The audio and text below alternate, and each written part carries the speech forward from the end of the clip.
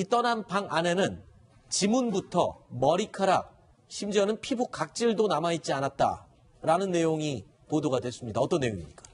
어쨌든 북한 김 씨 일가로서는 가장 중요한 인물이기 때문인지 경호하는 그 측이겠죠. 네. 북한의 경호원들이 싹 수거해 갔다고 합니다. 심지어 그 배설물까지 전부 수거를 해서 뭔가 나중에 저 김여정이라는 사람에 대해서 인체의 특성이라든지 질병이 뭐가 있는지 이런 것들을 분석할 수 있을 만한 증거를 하나도 남기지 않았다, 이런 후문인데, 사실은 미국의 대통령이라든지 아니면 우리나라의 대통령, 국빈급 인사들이 외국을 갈 때 외국 호텔에서 사실 그런 식으로 수거하는 작업을 하기는 합니다, 경호에서. 네. 근데 김여정은 일단 부부장이라는 직함을 달고 왔는데 그만큼 비중 있는 인사였기 때문에 북한이 경호에서 그런 작전을 했던 것 같습니다. 네. 자, 그러고 보면 굉장히 아주 삼엄하게 경계를 하고 이런 모습, 그리고 또 김정은의 여동생이기 때문에 당연히 그럼직하다라고 이해를 할 수 있을 것 같습니다. 그런데 심지어는 호텔 문을 열 때 지문을 남기지 않기 위해서 수행원들이 문을 대신 열어주고 김여정은 문고리에 손도 대지 않았다고요. 네, 그런데 물론 문고리에는 지문이 없을 수 있습니다. 네. 수행원이 열어줬으니까. 그런데 한 사람이 한 방에서 이틀 밤을 잤거든요. 네. 그러면 아무리 노력을 한다 하더라도 분명히 유전 정보를 떨어뜨릴 가능성이 있고, 네. 그다음에 우리 정부가 준 밥 먹었지 않습니까? 네. 밥 먹으면은 숟가락 썼고, 네. 젓가락도 썼고, 접시도 만졌습니다. 당연히 컵도 만졌죠. 네. 그러니까 컵과 그다음에 그 접시와 숟가락에 그 지문뿐만 아니라 네. 타액에 의해서 유전 정보가 다 흘러나왔기 때문에 아마도 김여정이 그 유전 정보는 좀 완전히 확보한 거로 생각이 됩니다. 그렇군요. 안철수 소장님, 지금 김여정이 내려올 때 이런 철저한 교육을 받고 수행원들도 아마 이런 것들을 염두하고 왔겠죠. 그렇죠. 그래서 이제 김창선, 그 노련한 70대 김창선 서기실장이 따라온 것도 바로 그런 문제고, 과연 김영남 상임위원장도 그렇게 했을까요? 또 최용해가 단장으로 와서도 그렇게 했을까요? 바로 김정은은 김정은의 여동생이고, 그 유전자의 본체인 DNA가 김여정과 김정은이 많이 닮은 점이 있기 때문에, 그렇죠. 결국 핏줄이니까요. 김정은을 보호하기 위한 하나의 아하. 수단이었다. 그래서 아마 제가 볼 때는 김여정은 과연 머리를 감았는지 아니면 네. 또 샤워를 했는지, 네. 각질이 많이 떨어지니까. 그러나 이제 말씀하신 대로 이게 다른 걸 통해서도 얼마든지 DNA를 우리가 채취할 수 있는데, 네. 과거 이제 노태우 정부 시절에 이제 우리 남쪽의 대북 특사는 박철원 보좌관이었고, 북쪽의 대북 특사는 이제 허담이었습니다. 허담은 기흥에 내려와서 이제 어떤 재벌의 별장에서 잤는데, 그 사람인 경우도 김일성의 먼 친척이지만 그런 일은 안 했고, 심지어 이제 경호원이 불안하니까 방에서 같이 잤다, 이런 설은 있지만, 어쨌든 김여정이 내려와서는 이와 같은 센세이션을 일으킨 거 보면 얼마나 북한이 이게 최고 존엄에 대해서 중시하고 있는가 하는 것을 보여주는 사실입니다. 네. 자, 그런데요, 이런 가운데 펜스 부통령과 김여정이 원래 이 방한 당시에 청와대에서 회담을 하려고 했었는데, 이게 돌연 북한 측이 거부해서 취소가 됐다라는 보도가 나왔습니다. 심정수 차장. 네, 그렇습니다. 김여정이 우리 한국에 온 다음에 이틀째 일정으로 시작한 것이 바로 그 청와대 오찬과 문재인 대통령과의 회동이었죠. 11시에 청와대에 도착을 해서 그 청와대 회동이 끝나고 곧바로 펜스 부통령과 미국 정보 관계자, 그리고 펜스 부통령의 비서실장이 같이 만나서 북한 김여정 및 고위국가 회담을 해서 비핵이라든지 여러 가지 문제를 얘기를 하려고 했으나, 북한이 문재인 대통령과 만난 일정이 끝나고 곧바로 취소를 했다고 합니다. 네. 바로 그러니까 펜스와 만나기로 했던 바로 2시간 전이니까 사실상 거의 직전에 취소 통보를 했다고 하는데, 북한의 인권이라든지 이런 부분에 대해서 북한이 굉장히 불쾌했기 때문에 그 자리에 갈 수 없다, 이렇게 했다고. 자, 뒤늦게 이렇게 밝혀진 북미 회담 불발 소식에 우리 통일부는 그럼 어떤 입장을 밝혔을까요? 펜스 부통령이 방한했을 당시 북측 고위단과 만날 예정이 있었는데, 북측에서 이를 취소했다고 했는데, 그와 관련해서는 지금 드릴 말씀이 없습니다. 예. 그 드릴 말씀이 없다는 게 사실관계가 확인이 부처 차원에서 어렵다는 말씀이신지 아니면 사실이 아니라는 말씀이신지요? 그 사안과 관련해서는 청와대에서 확인해야 할 사안으로 봅니다. 들으신 것처럼 통일부는 청와대에서 확인할 사항이다라고 답을 했습니다. 우리는 모르겠다라는 입장인데요. 그래서 청와대 관계자에게도 물어봤습니다. 미국 측에서 북한에 대해서 그런 대화를 시도했다. 이런 그 보도도 오늘 있었는데 여기에 대해서 혹시 알고 계시는 바가 있습니까? 예, 확인해 드릴 수 있는 사항이 없습니다. 근데 북한에서 그러면은 취소한 이유나 이런 거에 대해서는 청와대가 알고 뭐 있나요? 제가 드릴 말씀은 따로 없네요. 그 북한이 그 펜스 부통령과의 그 만남은 일방적으로 취소했다는 거를 백악관에서 공식 발표를 해서요. 이거에 대해서 좀 해주실 말씀 있으신지. 자, 통일부도 모른다, 외교부도 모른다, 청와대도 심지어 말할 수 없다. 그런데 미국은 왜 이 얘기를 이제 밝혔을까요?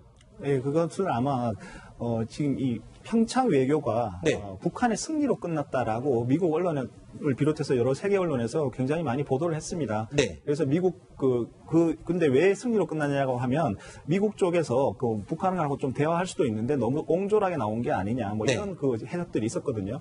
그래서 그게 아니고 우리는 미국 북한하고 만나려고 했는데 오히려 북한이 대화를 거부했다. 라는 그런 배경 설명을 해줌으로써 그런 부분에 대해서 희석시키기 위해서 이런 그 언론에다가 이렇게 공개를 한 게 아닌가 이렇게 생각이 들고요.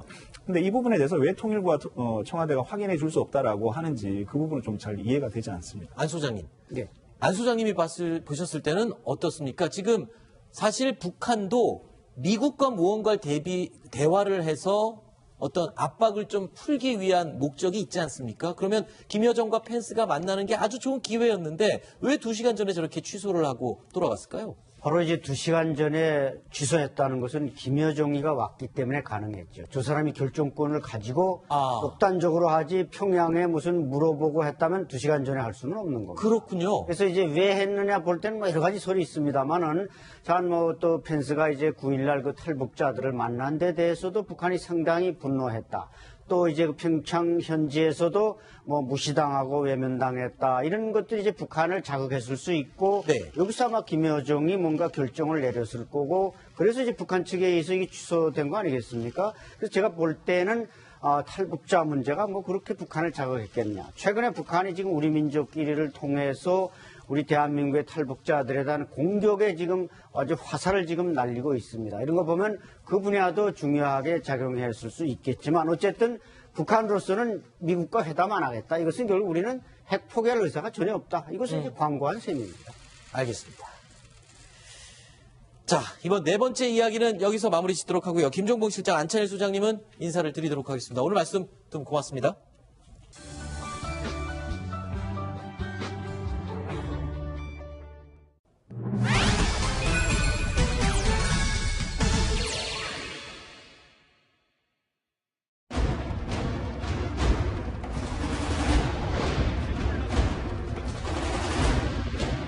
(2월 8일) 평양 광장에서 열린 건군절 열병식에서 우리의 현무 미사일이 등장했다는 것은 장관님도 인정하셨지만 이건 심각하게 받아들여야 됩니다.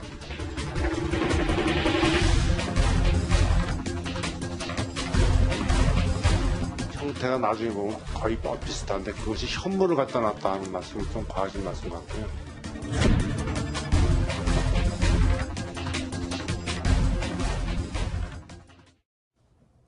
영상에서 짧게 보셨지만 어제 국회에서는 국방위원회 전체회의가 열렸습니다. 이 자리에서 정진석 자유한국당 의원이요. 지난 8일에 있었던 북한 건군절 열병식에 우리 군이 보유한 현무2 미사일이 등장했다고 주장을 했습니다. 이번 2월 8일 평양 광장에서 열린 건군절 열병식에서 우리의 현무 미사일이 등장했다는 것은 장관님도 인정하셨지만 이건 심각하게 받아들여야 됩니다. 올림픽 개막식 날 북한은 역대 보이지 않았던 가장 위력적이고 호전적인 새로운 무기 체계를 선보인 거 아닙니까? 우리를 조롱한 거예요. 개막식 전날. 이거를 쉬쉬한 겁니다. 우리 국방부는. 그 누구도 등장한 미사일 중에 현무 미사일이 있다는 것은 전문가 아니면 식별이 안 되는 거예요. 우리 군은 알았을 거예요. 북한 열병식에 우리의 단거리 미사일인 현무2가 등장했다는 다소 의외의 주장인 것 같아 보이는데요. 이에 대해서 송영무 국방부 장관은 아니라고 일축했습니다. 마치 북한이 퍼레이드한 것이 우리 현무유도탄하고 형상은 비슷하고 유도탄 모든 나라의 것들이 형태가 나중에 보면 거의 비슷한데 그것이 현무를 갖다 놨다 하는 말씀은 좀 과하신 말씀 같고요. 저희 뉴스탑10에서는 북한의 열병식 다음 날인 지난 9일 북한의 신형 미사일, 단거리 미사일에 대해서 분석을 해드렸습니다. 바로 이 내용이었죠. 열병식에 등장한 북한의 신형 단거리 미사일 이 모습입니다. 그런데 이 미사일 자세히 보면 러시아제 이스칸더 미사일과 모양이 매우 흡사하다는 점을 지적해드렸습니다. 그래서 러시아제 미사일을 복제한 게 아니냐. 성능도 추정하는 성능입니다. 이스칸더 미사일의 성능을 보면 굉장히 위협적이었죠. 핵탄두를 탑재할 수 있고요. 사거리가 600km나 되고 아주 정확한 명중률을 자랑합니다. 더군다나 편심 탄도 기능이라고 해서 일반적인 포물선이 아닌 하강할 때 하강 곡선 자체를 계속 바꾸면서 요격할 수 없도록 만드는 아주 무서운 무기였습니다. 자, 그렇다면 왜 북한의 신형 단거리 미사일이 현무2를 베낀 것이라는 의혹이 제기됐을까요? 바로 여기에 그 이유가 있습니다. 지금 보시는 게 러시아제 이스칸더 미사일, 조금 전에 제가 설명을 드렸죠. 그리고요, 보시면 우리가 보유하고 있는 현무2 미사일 모양이 아주 흡사합니다. 지난 2월 8일 열병식에 공개된 북한의 신형 단거리 미사일 역시 세 가지 미사일이 모양이 아주 흡사합니다. 그래서 이 두 가지가 형제 사이가 아니냐? 맞습니다. 왜냐하면 우리 현무2 미사일은 러시아제 이스칸더 미사일의 기술을 로열티를 주고 이전받은, 그래서 만든 미사일이 바로 현무2 미사일입니다. 그러나 북한의 경우에는 과연 이렇게 비슷해 보이는 미사일을 러시아가 수출한 것일까요? 아니면 북한이 이 기술을 유출해 간 것일까요? 어쨌든 간에 이 국회 국방위 전체 회의에서 열병식에 등장한 신형 미사일이 우리의 현무2 미사일일 수 있다라는 문제를 제기한 것, 어떻게 봐서는 좀 일리가 있어 보이기도 합니다. 이 부분에 대해서 좀 설명을 해보겠습니다. 자, 그런데 중요한 게요, 신인균 대표님. 러시아제 미사일을 복제한 게 아니냐는 의혹까지는 제기할 수 있지만 사실상 러시아는 북한에 또는 다른 나라에 이 이스칸더 미사일 기술을 수출하거나 유출한 적이 없다면서요. 네, 이 러시아가 이 이스칸더 미사일을 과거에 소련 시절에 개발했던 미사일이 아니고 2007년도에 실전 배치했어요. 네. 그래서 만약에 이게 과거에 소련 시절에 만들었고 한 7, 80년대에 만들었고 그 90년도에 소련이 무너지면서 그때 과학자들이 뭐 아주 우리나라에도 많이 들어왔었지만 북한에도 많이 들어왔었습니다. 그래서 그 기술을 가지고, 원천 기술을 가지고 북한이 이걸 만들었다면 뭐 전혀 그 문제 삼을 게 없고 의혹스러운 것도 없는데, 우리는 2000년대 초반에 돈을 주고, 방금 앵커께서 설명하신 대로 돈을 주고 현무2 미사일을 기술을 가지고 와서 그걸 지금 이스칸더 미사일은 쌍발이지 않습니까? 하나의 발사대 두 개가 있는데 우리는 그것을 단발로 만들고 튜브 속에 집어넣었어요. 저기는 이제 바로 노출이 돼 있고 그렇게 이제 우리는 개량을 했던 거고, 근데 지금 북한 거 보면 똑같습니다. 거기는 이제 이스칸더하고 원인이 두 개 똑같은데, 그러면 그 푸틴 대통령이 집권을 한 이후에 과거에 이제 소련이 무너지고 나서 전 세계 각지에 가 있던 이 과학자들 다 불러들였습니다. 왜냐하면 자기네들이 다시 한번 군사적으로 부상해야 되겠다. 다 불러들여서 이런 핵심 미사일 기술이나 이런 첨단 기술들은 유출을 안 하고 수출을 안 했어요. 그렇군요. 그런데 북한이 이제 똑같은 걸 가지고 있다면 이거는 북한이 그 러시아 것을 불법으로 복제를 했던지 아니면 러시아가 북한에게 몰래 넘겨줬든지 몰래 기술을 줬든지 아니면은 우리의 기술을 해킹해 갔든지 이런 그 경우일 수밖에 없다는 겁니다. 그렇군요. 자, 그러니까 지금 설명을, 요점을 간단하게 정리하면 러시아제 미사일을 쏙 빼닮은 것은 맞습니다. 형제 사이라고 해도 과언이 아니라고 하네요. 하지만 우리는 돈을 주고 기술을 이전받은 것이지만 러시아는 공식적으로 기술을 수출하거나 이전한 적이 없다고 합니다. 북한에 말입니다. 자, 그렇다면 북한은 어떻게 이걸 만들었을까요?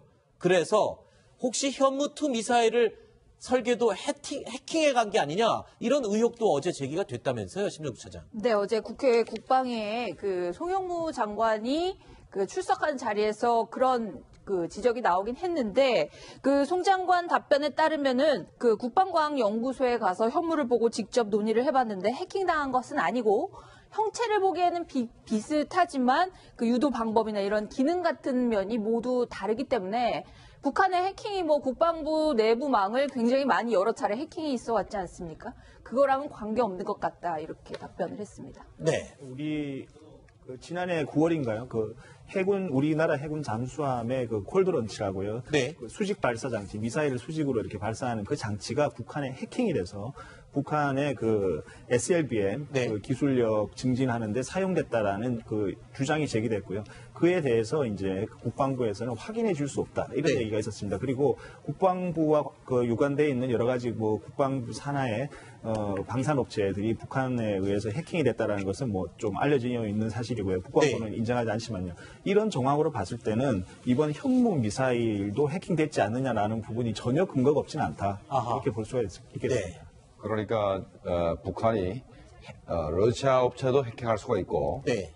우리 국방망이 2년 전에 다 털렸지 않습니까? 네. 그래서 대부분 자료가 다 나갔어요. 네. 그때 3,000톤급 잠수함, 현재 우리가 만들고 있는 잠수함 설계도도 다 이제 해킹됐다고 그랬지 않습니까? 네. 그래서 국방부가 정확히 밝혀야 됩니다. 그냥 말로 띄울 게 아니고 우리 그 현무 미사일 설계도 도면이 과연 그때 해킹 당했을 그때 대규모 해킹했을 때 네. 포함되어 있는지 안 되는지 분명히 밝혀야 될 부분이 하나 네. 있고 그다음에 만약에 우리가 해킹 안 됐으면은 러시아 업체가 해킹 당했을 가능성이 있습니다. 아하. 그래서 뭐 두 가지 가능성을 다 두고 우리가 이렇게 검토를 해봐야 될 필요가 있습니다. 그렇군요. 자, 그러니까 이 현무2 미사일이 열병식에 등장했다라는 말은 조금 무리가 있는 표현인 것 같습니다. 하지만 북한이 현무2 미사일 설계도를 해킹했을 가능성 또는 러시아 이스칸더 미사일 설계도를 해킹했을 가능성은 충분히 논의될 만한 이유가 있는 것 같습니다. 그런데 북한의 해킹 기술이 어느 정도 어마어마한지에 대해서 이 보고서가 나왔고 이 보고서 내용을 인용한 해외 매체들의 보도가 이어지고 있죠. 어떤 내용이었습니까?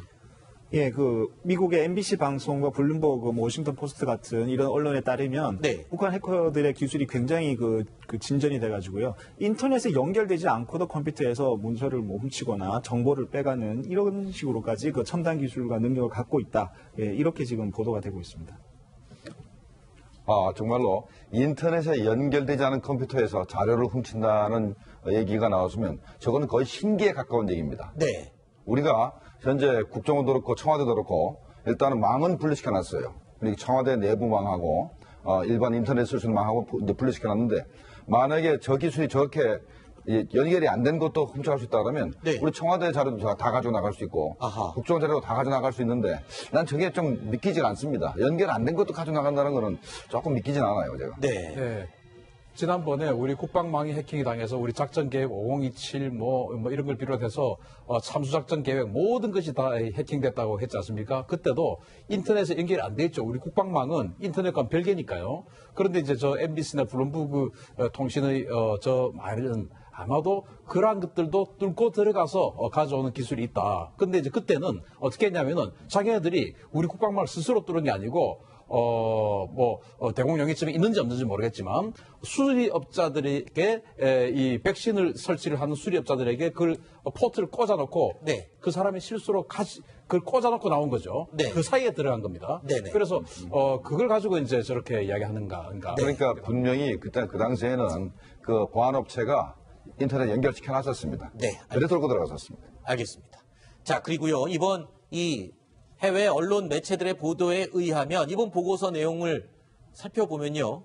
북한의 해킹 조직들의 구체적인 명칭들까지 공개가 됐습니다. 바로 이런 조직 구성으로 되어 있습니다. 북한의 해킹 조직 레저러스라는 본부 역할을 하는 헤드 역할이 있고요. 이 밑에 3개의 세부 조직으로 나뉜다고 합니다.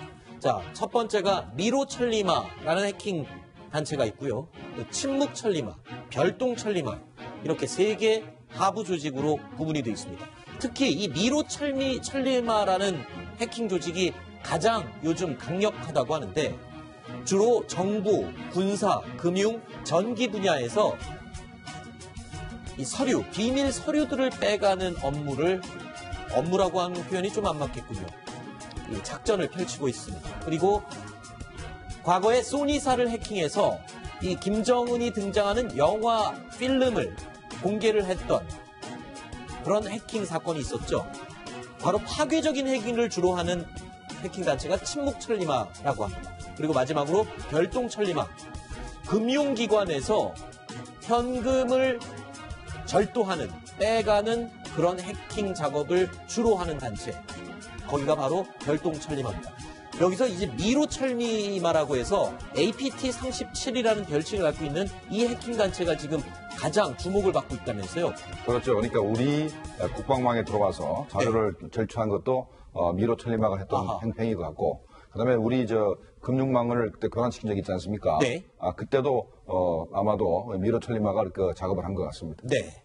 북한의 해킹은 크게 보면 2가지 정도 목적에서 수행되는 것 같은데요. 첫 번째 목적은 군사 정보를, 중요한 중국 군사 정보를 획득하기 위해서 해킹을 하는 것 같고요. 여기에는 뭐 미사일 개발 기술이라든지 이런 게 포함될 수 있겠습니다. 또 한 가지 문제는 외화 벌이를 위해서 해킹을 하는 것 같습니다. 최근에 그 가상화폐 거래소가 이렇게 해킹이 돼가지고 굉장히 큰 피해가 났었는데, 일본이라든지 몇몇 데서 그런 일이 벌어졌는데, 이것이 북한 소행이다라는 보도들이, 외신 보도들이 나오고 있거든요.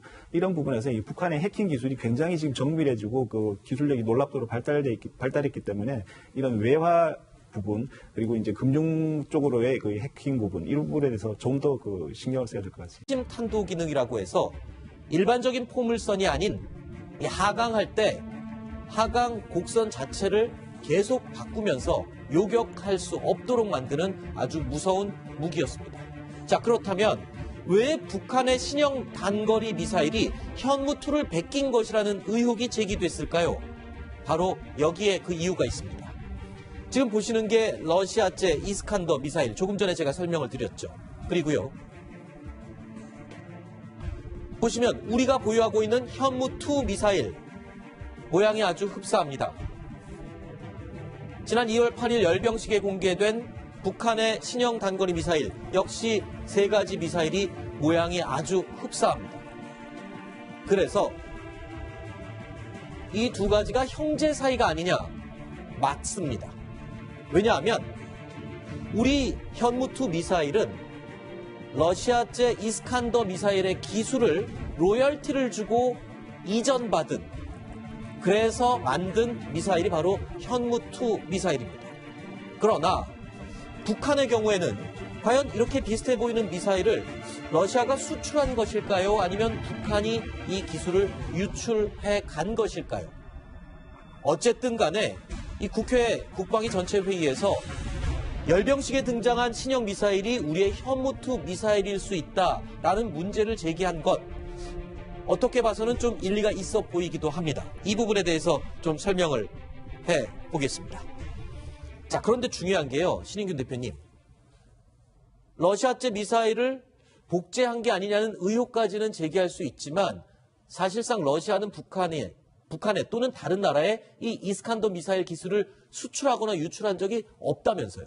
네, 이 러시아가 이 이스칸더 미사일을 과거에 소련 시절에 개발했던 미사일이 아니고 2007년도에 실전 배치했어요. 네. 그래서 만약에 이게 과거에 소련 시절에 만들었고 한 7, 80년대에 만들었고 그 90년도에 소련이 무너지면서 그때 과학자들이 뭐 아주 우리나라에도 많이 들어왔었지만 북한에도 많이 들어왔었습니다.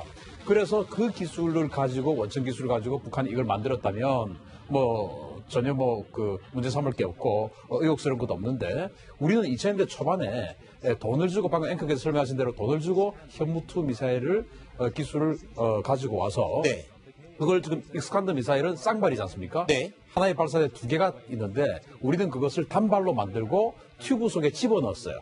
저기는 이제 바로 노출이 돼 있고 그렇게 이제 우리는 개량을 했던 거고, 근데 지금 북한 거 보면 똑같습니다. 거기는 이제 이스칸더하고 원인이 똑같은데, 그러면 그 푸틴 대통령이 집권을 한 이후에 과거에 이제 소련이 무너지고 나서 전 세계 각지에 가 있던 이 과학자들 다 불러들였습니다. 네. 왜냐하면 자기네들이 다시 한번 군사적으로 부상해야 되겠다. 다 불러들여서 이런 핵심 미사일 기술이나 이런 첨단 기술들은 유출을 안 하고 수출을 안 했어요. 그렇군요. 그런데 북한이 저 똑같은 걸 가지고 있다면 네. 이거는 북한이 그 러시아 것을 불법으로 복제를 했던지 아니면 러시아가 북한에게 몰래 유해제재를 몰래 기술을 줬던지 네. 아니면은 우리의 기술을 해킹해 갔던지 네. 이런 그 경우일 수밖에 없다는 겁니다. 그렇군요. 자, 그러니까 지금 요점을 간단하게 정리하면 러시아제 미사일을 쏙 빼닮은 것은 맞습니다. 형제 사이라고 해도 과언이 아니라고 하네요. 하지만 우리는 돈을 주고 기술을 이전받은 것이지만 러시아는 공식적으로 기술을 수출하거나 그렇습니다. 김여정이 우리 한국에 온 다음에 이틀째 일정으로 시작한 것이 바로 그 청와대 오찬과 문재인 대통령과의 회동이었죠. 11시에 청와대에 도착을 해서 그 청와대 회동이 끝나고 곧바로 펜스 부통령과 미국 정보 관계자 그리고 펜스 부통령의 비서실장이 같이 만나서 북한 김여정 및 고위국가 회담을 해서 비핵이라든지 여러 가지 문제를 얘기를 하려고 했으나 북한이 문재인 대통령과 만난 일정이 끝나고 곧바로 취소를 했다고 합니다. 네. 바로 그러니까 펜스와 만나기로 했던 바로 2시간 전이니까 사실상 거의 직전에 취소 통보를 했다고 하는데 북한의 인권이라든지 이런 부분에 대해서 북한이 굉장히 불쾌했기 때문에 그 자리에 갈 수 없다 이렇게 했다고. 자, 뒤늦게 이렇게 밝혀진 북미 회담 불발 소식에 우리 통일부는 그럼 어떤 입장을 밝혔을까요? 펜스 부통령이 방한에서 당시 즉 고위단과 만날 예정이 있었는데 측에서 이를 취소했다고 했는데 그와 관련해서는 지금 드릴 말씀이 없습니다. 드릴 말씀이 없다는 게 사실관계가 확인이 부처 차원에서 어렵다는 말씀이신지 아니면 사실이 아니라는 말씀이신지요? 그 사안과 관련해서는 청와대에서 확인해야 할 사안으로 봅니다. 들으신 것처럼 통일부는 청와대에서 확인할 사항이다라고 답을 했습니다. 우리는 모르겠다라는 입장인데요. 그래서 청와대 관계자에게도 물어봤습니다. 미국 측에서 북한에 대해서 그런 대화를 시도했다. 이런 그 보도도 오늘 있었는데 여기에 대해서 혹시 알고 계시는 바가 있습니까? 예, 확인해 드릴 수 있는 사항이 없습니다. 근데 북한에서 그러면은 취소한 이유나 이런 거에 대해서는 청와대가 알고 있나요? 제가 드릴 말씀은 따로 없네요. 북한이 펜스 부통령과의 만남은 일방적으로 취소했다는 거를 백악관에서 공식 발표를 해서요. 이거에 대해서 좀 해주실 말씀 있으신지. 자, 통일부도 모른다. 외교부도 모른다. 청와대도 심지어 말할 수 없다. 그런데 미국은 왜 이 얘기를 이제 밝혔을까요? 예, 그것은 아마 지금 이 평창 외교가 네. 북한의 승리로 끝났다라고 미국 언론을 비롯해서 여러 세계 언론에서 굉장히 많이 보도를 했습니다. 네. 그래서 미국 근데 왜 승리로 끝났냐고 하면 미국 쪽에서 북한하고 좀 대화할 수도 있는데 너무 옹졸하게 나온 게 아니냐 뭐 이런 해석들이 있었거든요. 그래서 그게 아니고 우리는 미국 북한하고 만나려고 했는데 오히려 북한이 대화를 거부했다. 라는 그런 배경 설명을 해줌으로써 그런 부분에 대해서 희석시키기 위해서 이런 언론에다가 이렇게 공개를 한 게 아닌가 이렇게 생각이 들고요. 근데 이 부분에 대해서 왜 통일부와 청와대가 확인해 줄 수 없다라고 하는지 그 부분은 좀 잘 이해가 되지 않습니다. 안 소장님. 네. 안 소장님이 보셨을 때는 어떻습니까? 지금 사실 북한도 미국과 무언가를 대화를 해서 어떤 압박을 좀 풀기 위한 목적이 있지 않습니까? 그러면 김여정과 펜스가 만나는 게 아주 좋은 기회였는데 왜 2시간 전에 저렇게 취소를 하고 돌아갔을까요? 바로 이제 2시간 전에 취소했다는 것은 김여정이가 왔기 때문에 가능했죠. 저 사람이 결정권을 가지고 독단적으로 하지 평양에 무슨 물어보고 했다면 2시간 전에 할 수는 없는 겁니다. 그렇군요. 그래서 이제 왜 했느냐 볼 때는 여러 가지 소리 있습니다만은 또 펜스가 이제 9일날 그 탈북자들을 만난 데 대해서도 북한이 상당히 분노했다. 또 이제 평창 현지에서도 무시당하고 외면당했다. 이런 것들이 이제 북한 이 떠난 방 안에는 지문부터 머리카락, 심지어는 피부 각질도 남아있지 않았다라는 내용이 보도가 됐습니다. 어떤 내용입니까? 어쨌든 북한 김 씨 일가로서는 가장 중요한 인물이기 때문인지 경호하는 그 측이겠죠. 네. 북한의 경호원들이 싹 수거해 갔다고 합니다. 심지어 그 배설물까지 전부 수거를 해서 뭔가 나중에 저 김여정이라는 사람에 대해서 인체의 특성이라든지 질병이 뭐가 있는지 이런 것들을 분석할 수 있을 만한 증거를 하나도 남기지 않았다, 이런 후문인데, 사실은 그 미국의 대통령이라든지 아니면 우리나라의 대통령, 국빈급 인사들이 외국을 갈 때 외국 호텔에서 사실 그런 식으로 수거하는 작업을 하기는 합니다, 경호에서. 네. 근데 김여정은 일단 부부장이라는 직함을 달고 왔는데 그만큼 비중 있는 인사였기 때문에 북한이 경호에서 그런 작전을 했던 것 같습니다. 네. 자, 그러고 보면 굉장히 아주 삼엄하게 경계를 하고 이런 모습, 그리고 또 김정은의 여동생이기 때문에 당연히 그럼직하다라고 이해를 할 수 있을 것 같습니다. 그런데 심지어는 호텔 문을 열 때 지문을 남기지 않기 위해서 수행원들이 문을 대신 열어주고 김여정은 문고리에 손도 대지 않았다고요. 네, 그런데 물론 문고리에는 지문이 없을 수 있습니다. 네. 수행원이 열어줬으니까. 그런데 한 사람이 한 방에서 이틀 밤을 잤거든요. 네. 그러면 아무리 노력을 한다 하더라도 분명히 유전 정보를 떨어뜨릴 가능성이 있고, 네. 그다음에 우리 정부가 준 밥 먹었지 않습니까? 네. 밥 먹으면은 숟가락 썼고, 네. 젓가락도 썼고, 접시도 만졌습니다. 당연히 컵도 만졌죠. 네. 그러니까 컵과 그다음에 그 접시와 숟가락에 그 지문뿐만 아니라 네. 타액에 의해서 유전 정보가 다 흘러나왔기 때문에 아마도 김여정이 그 유전 정보는 좀 완전히 확보한 거로 생각이 됩니다. 그렇군요. 안철수 소장님, 지금 김여정이 내려올 때 이런 철저한 교육을 받고 수행원들도 아마 이런 것들을 염두하고 왔겠죠. 그렇죠. 그래서 이제 김창선, 그 노련한 70대 김창선 서기실장이 따라온 것도 바로 그런 문제고, 과연 김영남 상임위원장도 그렇게 했을까요? 또 최용해가 단장으로 와서도 그렇게 했을까요? 바로 김정은은 김정은의 여동생이고, 그 유전자의 본체인 DNA가 김여정과 김정은이 많이 닮은 점이 있기 때문에, 그렇죠. 결국 핏줄이니까요. 김정은을 보호하기 위한 하나의 아하. 수단이었다. 그래서 아마 제가 볼 때는 김여정은 과연 머리를 감았는지 아니면 네. 또 샤워를 했는지 네. 각질이 많이 떨어지니까. 그러나 이제 말씀하신 대로 이게 다른 걸 통해서도 얼마든지 DNA를 우리가 채취할 수 있는데, 네. 과거 이제 그 노태우 정부 시절에 이제 우리 남쪽의 대북 특사는 박철원 보좌관이었고 북쪽의 대북 특사는 이제 허담이었습니다. 허담은 요 기흥에 내려와서 이제 어떤 재벌의 별장에서 잤는데, 그 사람인 경우도 김일성의 먼 친척이지만 그런 일은 안 했고, 심지어 이제 경호원이 불안하니까 방에서 같이 잤다 이런 설은 있지만, 어쨌든 김여정이 내려와서는 이와 같은 센세이션을 일으킨 거 보면 얼마나 북한이 이게 최고 존엄에 대해서 중시하고 있는가 하는 것을 보여주는 사실입니다. 네.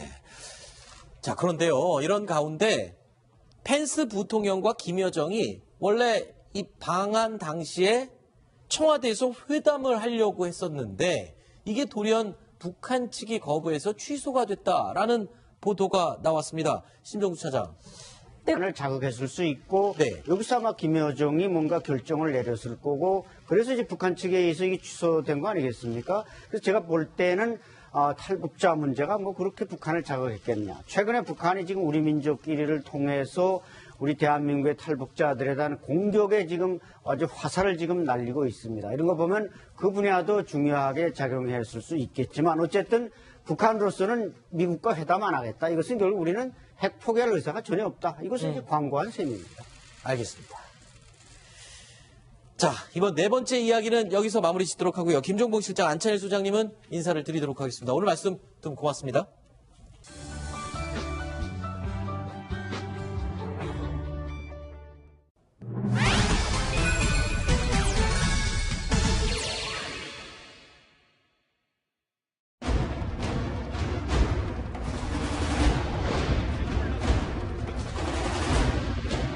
(2월 8일) 평양 광장에서 열린 건군절 열병식에서 우리의 현무 미사일이 등장했다는 것은 장관님도 인정하셨지만 이건 심각하게 받아들여야 됩니다.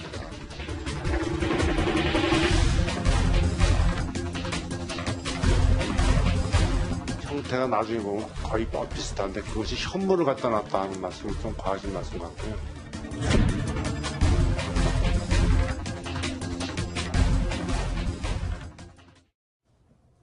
영상에서 짧게 보셨지만 어제 국회에서는 국방위원회 전체 회의가 열렸습니다. 이 자리에서 정진석 자유한국당 의원이요. 지난 8일에 있었던 북한 건군절 열병식에 우리 군이 보유한 현무-2 미사일이 등장했다고 주장을 했습니다. 이번 2월 8일 평양 광장에서 열린 건군절 열병식에서 우리의 현무 미사일이 등장했다는 것은 장관님도 인정하셨지만 이건 심각하게 받아들여야 됩니다. 올림픽 개막식 날 북한은 역대 보이지 않았던 가장 위력적이고 호전적인 새로운 무기 체계를 선보인 거 아닙니까? 우리를 조롱한 거예요. 개막식 전날. 이거를 쉬쉬한 겁니다. 우리 국방부는. 그 누구도 등장한 미사일 중에 현무 미사일이 있다는 것은 전문가 아니면 식별이 안 되는 거예요. 우리 군은 알았을 거예요. 북한 열병식에 우리의 단거리 미사일인 현무-2가 등장했다는 다소 의외의 주장인 것 같아 보이는데요. 이에 대해서 송영무 국방부 장관은 아니라고 일축했습니다. 마치 북한이 퍼레이드한 것이 우리 현무유탄하고 형상은 비슷하고 유도탄 모든 나라의 것들이 형태가 나중에 보면 거의 비슷한데 그것이 현무를 갖다 놨다 하는 말씀은 좀 과하신 말씀 같고요. 저희 뉴스탑10에서는 북한의 열병식 다음 날인 지난 9일 북한의 신형 미사일, 단거리 미사일에 대해서 분석을 해드렸습니다. 바로 이 내용이었죠. 열병식에 등장한 북한의 신형 단거리 미사일 이 모습입니다. 그런데 이 미사일 자세히 보면 러시아제 이스칸더 미사일과 모양이 매우 흡사하다는 점을 지적해드렸습니다. 그래서 러시아제 미사일을 복제한 게 아니냐. 성능도 추정하는 성능입니다. 이스칸더 미사일의 성능을 보면 굉장히 위협적이었죠. 핵탄두를 탑재할 수 있고요. 사거리가 600km나 되고 아주 정확한 명중률을 자랑합니다. 더군다나 편시전한 적이 없다고 합니다. 북한에 말입니다. 자, 그렇다면 북한은 어떻게 이걸 만들었을까요? 그래서 혹시 현무-2 미사일을 설계도 해킹해 간 게 아니냐 이런 의혹도 어제 제기가 됐다면서요, 심정부 차장. 네, 어제 국회 국방위에 그 송영무 장관이 그 출석한 자리에서 그런 그 지적이 나오긴 했는데 그 송 장관 답변에 따르면은 그 국방과학연구소에 가서 현무를 보고 직접 논의를 해봤는데 해킹당한 것은 아니고 형체를 보기에는 비슷하지만 그 유도 방법이나 이런 기능 같은 면이 모두 다르기 때문에 북한의 해킹이 뭐 국방부 내부망을 굉장히 많이 여러 차례 해킹이 있어 왔지 않습니까? 그거랑은 관계없는 것 같다 이렇게 답변을 했습니다. 네. 우리 지난해 9월인가요? 우리나라 해군 잠수함의 그 콜드런치라고요. 네. 그 수직 발사 장치, 미사일을 수직으로 이렇게 발사하는 그 장치가 북한의 해킹이 돼서 북한의 그 SLBM 네. 그 기술력 증진하는데 사용됐다라는 그 주장이 제기됐고요. 그에 대해서 이제 국방부에서는 확인해 줄 수 없다 이런 네. 얘기가 있었습니다. 그리고 국방부와 그 유관되어 있는 여러 가지 뭐 국방부 산하의 방산업체들이 북한에 의해서 해킹이 됐다라는 것은 뭐 좀 알려져 있는 사실이고요. 국방부는 네. 인정하지 않지만요. 이런 정황으로 봤을 때는 이번 현무 미사일도 해킹됐지 않느냐라는 부분이 전혀 근거가 없지는 않다. 아하. 이렇게 볼 수가 있겠습니다. 네. 그러니까 북한이 러시아 업체도 해킹할 수가 있고 네. 우리 국방망이 2년 전에 다 털렸지 않습니까? 네. 그래서 대부분 자료가 다 나갔어요. 네. 그때 3,000톤급 잠수함, 현재 우리가 만들고 있는 잠수함 설계도도 다 이제 해킹됐다고 그랬지 않습니까? 네. 그래서 국방부가 정확히 밝혀야 됩니다. 그냥 말로 띄울 게 아니고 우리 그 현무 미사일 설계도 도면이 과연 그때 그때 대규모 해킹했을 때 네. 포함되어 있는지 안 되는지 분명히 밝혀야 될 부분이 하나 네. 있고 그다음에 만약에 우리가 해킹 안 됐으면은 러시아 업체가 해킹 당했을 가능성이 있습니다. 아하. 그래서 뭐 두 가지 가능성을 다 두고 우리가 이렇게 검토를 해봐야 될 필요가 있습니다. 그렇군요. 자, 그러니까 이 현무-2 미사일이 열병식에 등장했다라는 말은 조금 무리가 있는 표현인 것 같습니다. 하지만 북한이 현무-2 미사일 설계도를 해킹했을 가능성 또는 러시아 이스칸더 미사일 설계도를 해킹했을 가능성은 충분히 논의될 만한 이유가 있는 것 같습니다. 그런데 북한의 해킹 기술이 어느 정도 어마어마한지에 대해서 이 보고서가 나왔고 이 보고서 내용을 인용한 해외 매체들의 보도가 이어지고 있죠. 어떤 내용이었습니까? 예, 그 미국의 MBC 방송과 블룸버그, 워싱턴 포스트 같은 이런 언론에 따르면 네. 북한 해커들의 기술이 굉장히 그 진전이 돼가지고요. 인터넷에 연결되지 않고도 컴퓨터에서 문서를 뭐 훔치거나 정보를 빼가는 이런 식으로까지 그 첨단 기술과 능력을 갖고 있다. 예, 이렇게 지금 보도가 되고 있습니다. 정말로 인터넷에 연결되지 않은 컴퓨터에서 자료를 훔친다는 얘기가 나왔으면 저건 거의 신기에 가까운 얘기입니다. 네. 우리가 현재 국정원도 그렇고 청와대도 그렇고 일단은 망은 분리시켜놨어요. 그리고 청와대 내부망하고 일반 인터넷 쓸 수 있는 망하고 이제 분리시켜놨는데 만약에 저 기술이 저렇게 연결이 안 된 것도 훔쳐갈 수 있다 그러면 네. 우리 청와대 자료도 다 가지고 나갈 수 있고 아하. 국정원 자료도 다 가지고 나갈 수 있는데 난 저게 좀 믿기지가 않습니다. 연결 안 된 것도 가지고 나간다는 거는 조금 믿기진 않아요, 제가. 네. 네. 지난번에 우리 국방망이 해킹이 당해서 우리 작전계획 5027 뭐 이런 걸 비롯해서 참수작전 계획 모든 것이 다 해킹됐다고 했지 않습니까? 그때도 인터넷에 연결이 안 돼 있죠. 우리 국방망은 인터넷과 별개니까요. 그런데 이제 저 MBC나 블룸버그